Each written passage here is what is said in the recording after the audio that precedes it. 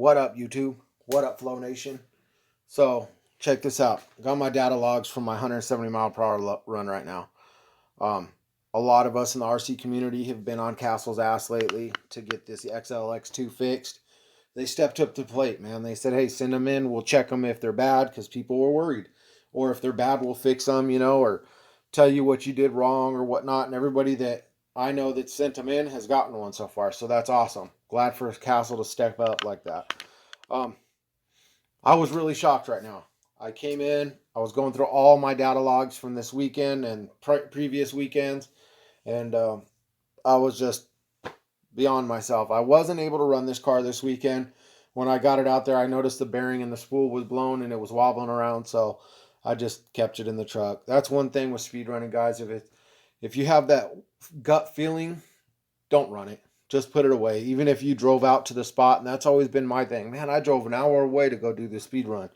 I just want to run my car. So I'd run it, and that gut feeling, every time I'd crash, I'd do something. So gut feeling was never good. But Castle knocked it out of the park with this ESC as soon as it gets fixed. I got one of this ESC in here is one of the first ones I got. I don't know what the difference between this and the other ones I got. By no means am I saying that every ESC is perfect, because they're not. I got a couple that one went out on calibration. You guys seen the other video with me messing with it. This one just happens to be great, and I couldn't be happier. And I'll show you why right now. So this is an RC car. I did 170 miles per hour on it, or with it. And I'll show you right now why I'm happy. Do you see that? 483 amps, almost 500 amps. At 16, actually, you know what? Let me make sure I'm on the right session here. Yep. There we go. So, 483 amps at 17 horsepower, only 122 degrees, guys. I just checked my XLX from the 169 run. It was 204 degrees. Now, this did not come back to me. The car did not come back to me, and the car's underneath it, guys. That's how I do it when I set it up, plug it all in. The car didn't come back to me, so that could have been some of it, but there's no way it would have gained 100 degrees just by running back to me. So, there we go again. 122 degrees. Super low, 41 RPM. The reason is, I was only 83.9 on my power out. If I would have got the whole 100, and that's 100% my fault, man. I went to my remote and I was set at 93 or 96 or something like that, which still should have been higher than that. But just to go in to show you guys, you don't have to get into that throttle and just punch it. You don't. You can get a faster run going 3/4 of a pole than full throttle. If you look back at the old days when Draven and Jess and all these other guys were running the wrestlers and stuff, and they would make a great pull, and they were like, man, I'm only at 3/4 throttle. That's why. And I believe Rod Newhouse put a big old thing on Castle's website about people, speedrunners, and it talked about that. You can get just as much speed out of 3/4 throttle as you can full throttle. It's all on how you run it. So anyways, 83% out, 122 degrees, 17 horsepower, 483 amps, guys. That's crazy. It blew my mind when I saw this. I said, it can't be real.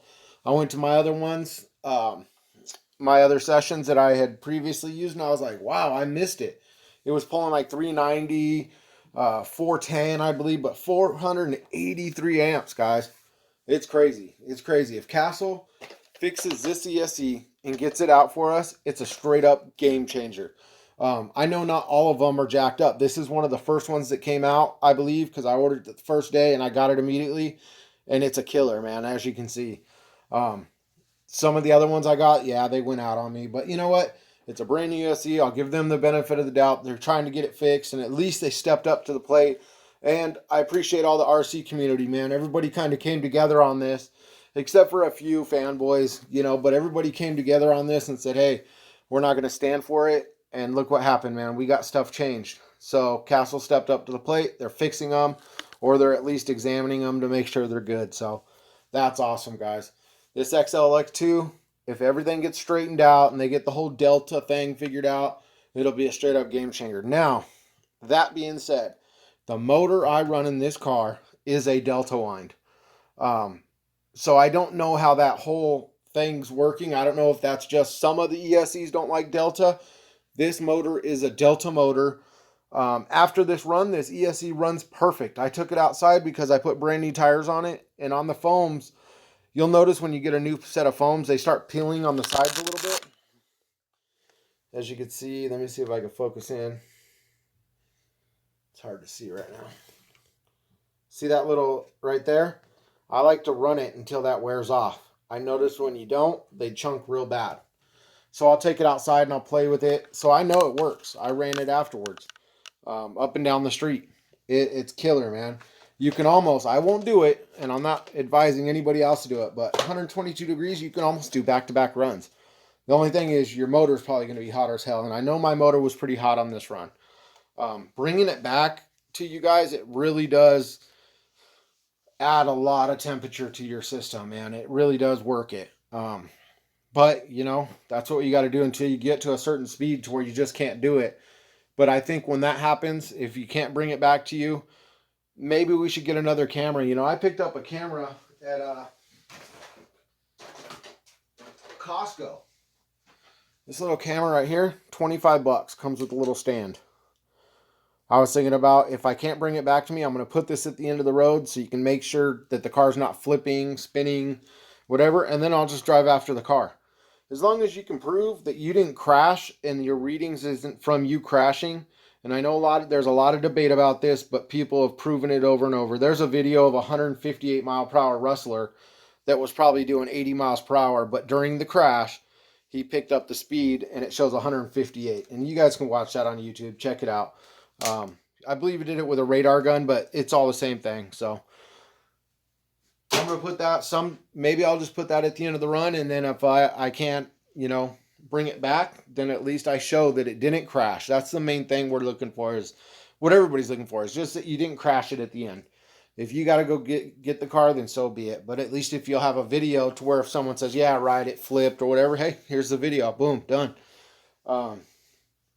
I've been watching a lot of the old school speedrunners, some of the new guys, and I really got to give props, man. Some of these guys that's been around for 10, 15 years, they're still pulling numbers. Some of them have stepped away, but they're getting back into the scene. I really like that. But there's people out there that just do it, man. They don't use any adders or anything, you know, like gyros or anything. And if you want to use a gyro, that's on you, man. I just think there should be two classes, honestly. But that's here nor there. One thing I do got to say, though, RASA. We don't go by RASA because we use a GPS, obviously. But RASA's rule is you got to either go through 2 sets of traps, 2, or you got to run that same number. I don't know if there's a time frame like a week or 2 weeks or whatever, but you got to hit that same number within 2 or 3 miles per hour. Because if you go to, what's his name? The homie. Damn, let me think of it. Anyways, Ripple. Sorry, not Ripple. Reaper Fireworks. That's what it is, man. Sorry, bro. I just forgot your name for a minute. He's got a video where he's got the Garmin in his car, his actual personal car, and the thing's all over the place. 170, 140, 38 miles per hour. It's just all over. So that's why you should always run back-to-back runs just to prove that you did it. Like I said, you ain't got to do it the same day. You ain't got to do it the same week. You know, within like 2 weeks, 3 weeks, whatever, just to prove that you actually got that number. Man, that would make so many people not doubt it. And I think that just should be the rule. You know, if you hit that number, you should be able to hit it again, period. If you're good enough to hit 150, you're good enough to go get it again. Now, if you hit 150 and you never hit it again, then is it the same thing that's going on in Grim Reaper's fireworks video? Is your Garmin just thrown off that day? You know, I don't know. But you should be able to hit that number again, guys. That being said, I think that everybody in the speedrun community needs to put together, you know, it's always been kind of written, not a written rule. That's how you say it. Not a written rule. No one really knows. There's no rule book really to RC unless you run through RASA. Well, not all of us have traps. Not everybody has a road that they can set up traps. And a lot of people don't have the time to go out there and set up all the traps and do that stuff. So with us running off GPSs, There should be something where everybody gets together and says, look, this is what we should do. Does everybody agree with that? You know, should we run gyros? Yeah, if everybody wants to run gyros, go for it. I personally don't like them. I'm so against them, it's not even funny. But if you want to run one, run one. It's whatever helps you to get to your speed, I guess. As far as running back-to-back passes, I absolutely think if you're going to take someone's title, you're going to have to run it back-to-back. That being said, like if I was to go out and hit 173 and break Mike Powell's 8th scale title and I never run again, then I don't break that title. If I do it back-to-back, then I think, yeah, I should own that title. If you're just hitting 150 miles per hour just for the hell of it, you don't got to go back and match it. But if you're doing 150 to break Yahoo's 150 record, then yeah, you should run it back to back to prove that's your number. That's my personal belief, and a lot of guys that we talk to, they all believe the same way, man. And if you're going to go after someone's record, try to use the same material they did. As far as GPS, if they're running a Garmin, try to run a Garmin. If you don't have one, then whatever, run a Sky RC. But definitely back-to-back passes. If the car don't come back to you, at least have a camera at the finish line so we can see, everybody around the world can see if it crashed, if it made it. I want your guys' input on this, in the comments. Say whether you're with it or you're against it. I personally believe if you hit 150, 160, 170, you should be able to do it again. No problem. Should you do it the very next pass? It don't matter to me, as long as it's within a reasonable time frame. And if you hit 170 and then you go back to make back-to-back 169 mile per hour passes, then you did the 170. You're proven that you're in that area. If you go do 170 and then the next time you go out you hit 164, then you're not really there. Or the next 10 times you hit 164, then it was probably a fluke. Or maybe you just had one lucky run. And this isn't all coming from me, guys. This is all coming from a lot of old school guys in the speedrun game. They've been talking about it, and we all feel the same way, that back up your run, man. No one could ever say a damn thing to you, especially if you're going to take someone's title away. If you're going to say, I have the fastest arrma in the world, and you go do it one time and you never do it again, well, I don't know if it's so true or not. Maybe it was a glitch. Maybe it was a glitch in the Sky RC. Maybe it was something else. It is what it is. That being said, guys, XLX2 looks promising, man. I hope the ones that come back from Castle, it's real good and everybody goes out and kills some numbers, man. I'm building a car for a guy right now. Hopefully it turns out to be a good car for him, man. I really hope that he can get some good numbers. We got some good people on the Flowpacks team this year. Of course, I got my dude, Jorabor Racing. I got Sean, Lightning Dad. That's Lightning Dad. I got Earl from New York, drag racer, man. I got my boy, my cousin, Luis Flores. He's going to be coming back out this year. Todd Saltera from Arizona. He's going to represent again this year. Jerome Head. A lot of guys don't know about Mr. Jerome. Mr. Jerome is an old school speedrunner. He did 158 miles per hour 12 years ago, guys. That's before the XLX. That's before the XLX2. That's before the XL2, the Mamba 8S, any of that stuff. I believe they had the Mamba Monster 1 back then. And he had 158 miles per hour. I love having this guy on the team, because no one out there right now, and it's the truth, no one out there can touch Jorabor Racing. No one. No one's gotten close to his number. No one can touch the dude.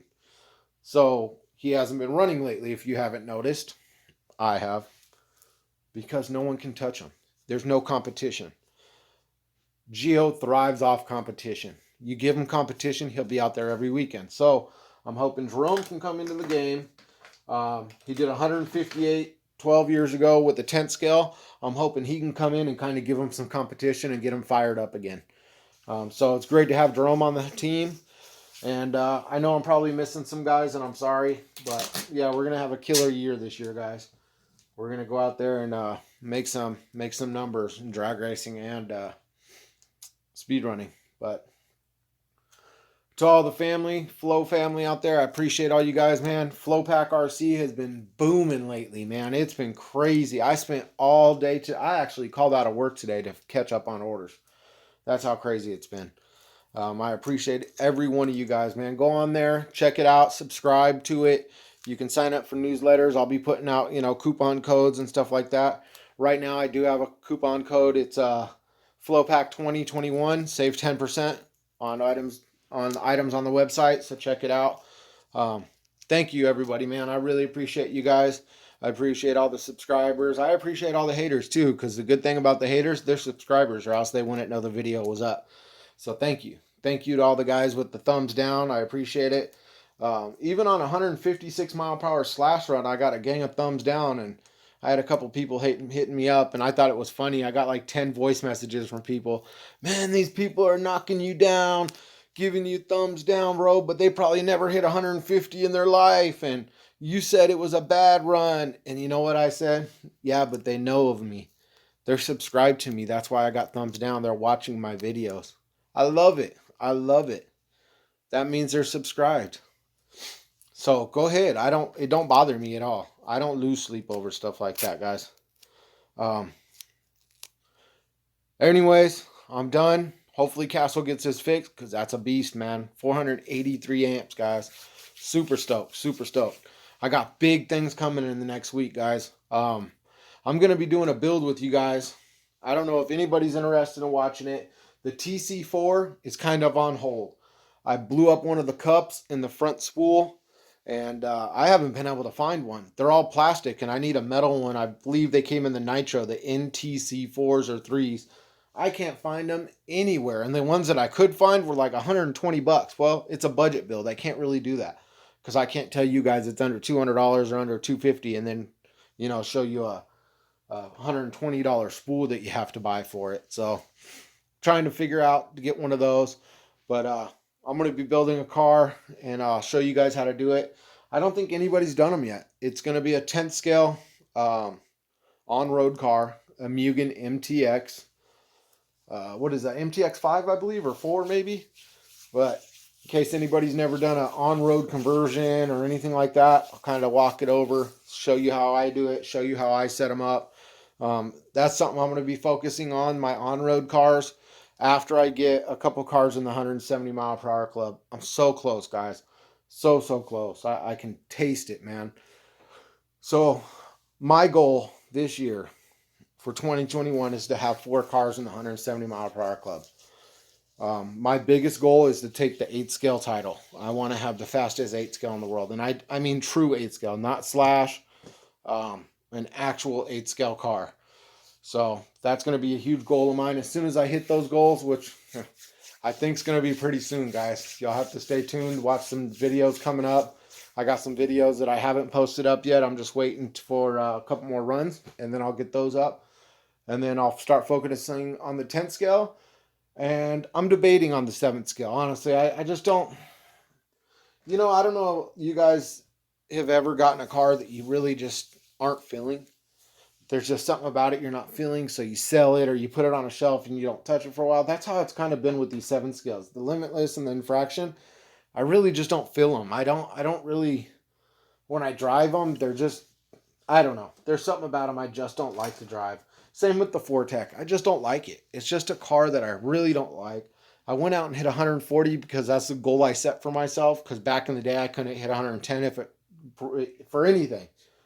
So I did it. I hit 140, and I'm ready to sell the car. I'm so over it. I don't even care about that car. And that's kind of how I feel about the 7 scales, guys. I just kind of want to get rid of them. But I'll see what's cracking, guys. Stay safe. God bless you guys. Hope everything's good with you. I'm out. Peace.